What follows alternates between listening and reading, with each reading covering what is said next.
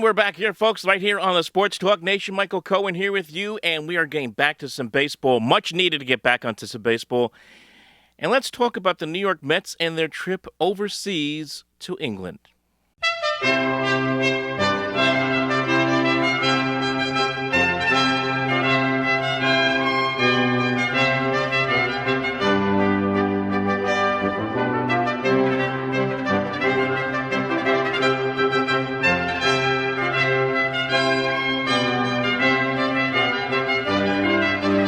So, folks, the Mets splitting a 2-game series over the weekend with the Philadelphia Phillies in London, England. A very big experience for baseball, this being their baseball's third trip to the UK. And look, just some thoughts on the trip itself. From what I could see, just watching on television, watching on the social media, this was an A-plus event for Major League Baseball. They had big crowds outside in and around London, and in and around the stadium with a whole bunch of events, former Phillies, former Mets all over the place. It was fantastic. Lots of fans. A lot of Philly fans, obviously. The Philly fans came out in big droves, but they filled that stadium 2 straight days in the United Kingdom as, hey, look, I know baseball's not exactly... Baseball probably in England, I would imagine baseball to England is much the same way European football is to here in the United States. It's kind of a niche sport. But you know what? They're growing the game, and it was a good weekend from that standpoint for Major League Baseball, and it was a good showcase from that standpoint. And just to break a little news here on the Sports Talk Nation, because we all know that what's coming up later this year with baseball obviously having their shot at London, the NFL's having their shot at London come the fall as they do every year nowadays, and we're going to be there for the Jets and the Vikings on October 6th. I cannot wait for that trip. That's going to be a lot of fun. It's going to be a phenomenal trip. Looking forward to it, to have that entire experience. It's something I'm really excited about. I saw some people on Facebook actually went to London for this series, and looks like they had a blast. So I'm looking forward to, really excited to see what's going to be like for the NFL when the Jets and the Vikings meet each other later this year in October. That said, moving right along here for this video, as far as this topic on the Mets are concerned, look, the Mets are very fortunate to come out of there with a split. If the Mets were going to get anything, a split was much needed. Because on Saturday, the Mets got totally embarrassed. Let's just be honest. 7-2, never really in the game. Yeah, Bryce Harper, doing the soccer slide towards the dugout as if he had just scored a huge goal for Manchester United. And it was a slap in the face to the Mets. The entire game was a slap in the face. And really, the Mets never got going in that game on Saturday. And it felt like on Sunday, it was going to be the same thing. Trailing for most of the day, trailing 3-0 early on. But the Mets came back, tied that game, and then in the ninth inning, instead of the Mets imploding, although they almost did later on, instead of the Mets imploding, as we have gotten used to seeing them do that out of that bullpen all season long, it was the Phillies' turn to implode out of that bullpen, and especially a Phillies bullpen that has been so good all season long. Jose Alvarado imploding, hitting a Pete Alonso in the side that brings in the go-ahead run for the Mets, and then the wild pitch as that brings in the insurance run. Mets take a 6-4 lead, and that all set the stage for the heroics of one Luis Torrens, who had the play. I think it's probably the best play the Mets have had for themselves all season long. Broken bat dribbler by Nick Castellanos right in front of the plate. Torrens gets out of from behind home plate, picks up the ball, steps on home plate to get the first out, and then throws a dart low. Great job by Pete Alonso to pick it out of the dirt to get the out and get the Mets to a victory, 6-5 over the Phillies in London, splitting the series. Much needed. Much needed from the standpoint of, hey, look, you put on a good show internationally, you put on a good face internationally, and it's good from that standpoint. But also, this is a team that has, at times for me, feels like they just don't have a lot of confidence in themselves at all. They sit here 28-36. Obviously, you take a look at the way this season is going on. Edwin Diaz has been unable to close games out. They can't close games out with their bullpen. They've had issues hitting in clutch all season long. All these things have contributed to them being where they are right now, which is 16 and a half games out of first place in the NL East. Forget the division. That is now over, okay? And you can come in here and you put in the comment section, well, if a miracle happens, it's not going to happen. If Philadelphia and Atlanta are the top two teams in that division, it's it. The only out the Mets have right now is the wild card, and the Mets are very fortunate because the entire National League is completely mediocre, and they still have a lot of games with teams that are in front of them for a chance to get into one of those slots. Talk more about that in a minute. Now, let me just make the case here for Luis Torrens because we all know who the Mets' featured catcher is. That's Francisco Alvarez. When he gets back, when he is healthy, he is going to be the Mets' everyday catcher. There's no question about that. But what about the backup catcher situation? Is Luis Torrens doing enough right now at this moment in time to make the case that he should be the backup catcher for this team? Because the Mets called him up last week. He had a big home run against the Washington Nationals, helped them win a game. He has called fairly good games since he has been behind the plate. And then, of course, the play yesterday on Sunday in which he makes the great defensive play to win the game.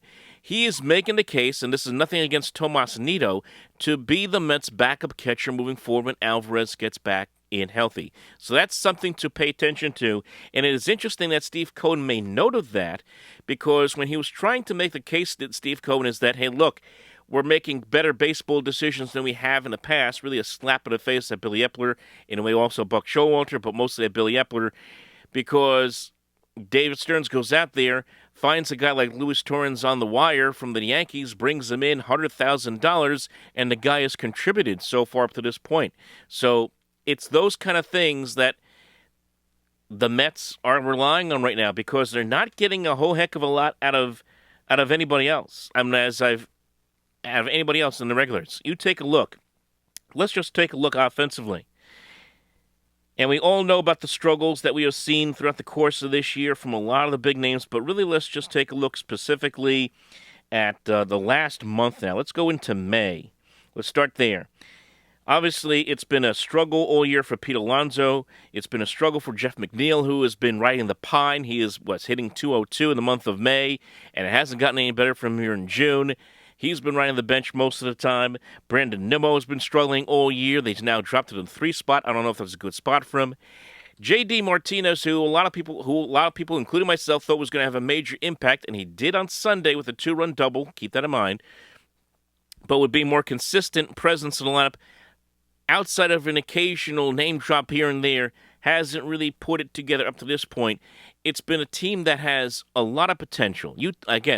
There's a lot of talent on this team, a lot of veteran talent on this team. Alonso, Nimmo, Francisco Lindor, J.D. Martinez, Harrison Bader, Starling Marte, these are all very good veteran players. They just can't seem to find a way to put it together consistently enough offensively for this team to have a winning record right now. And yes, they've had opportunities to win games, and the bullpen is to blame for a lot of their losses, no question about it. But their offense hasn't always been consistent at times. And then when you take a look at that pitching staff, I mean, look, you had Edwin Diaz who struggled an ERA over 9. You had Adam Ottavino with an ERA over 9 in the month of May. And you take a look now at the starting pitching, Sean Manaea and Jose Quintana, both have now started to struggle. Manaea is completely lost here going into the month of June. He's given up 11 earned runs already this month in June in 2 starts. So we knew the pitching was going to be a problem coming into the year, especially the starting pitching, and it's now starting to show its warts. So that all leads into this with Steve Cohen, and what is he going to do? Because the media kept prying him about what's your plan moving forward with this team? Are you going to do a teardown? Are you starting to think about the trade deadline?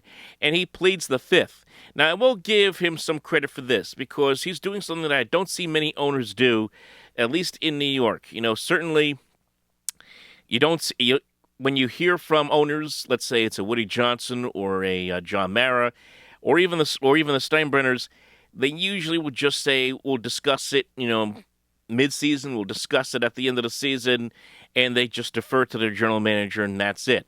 Sometimes, very rarely, do you see an owner go out there and basically go out there with coach speak, and that's what Steve Cohen is basically doing here with the media, saying that he's focused on winning games. He's not thinking about the trade deadline, that he believes in this team, believes in the players, says that these are a group of players who have a good resume on the back of their baseball card, and he thinks they can try to get the job done. and the focus is on trying to get back into the playoffs. So just take a listen to a couple of clips here from Cohen's press conference.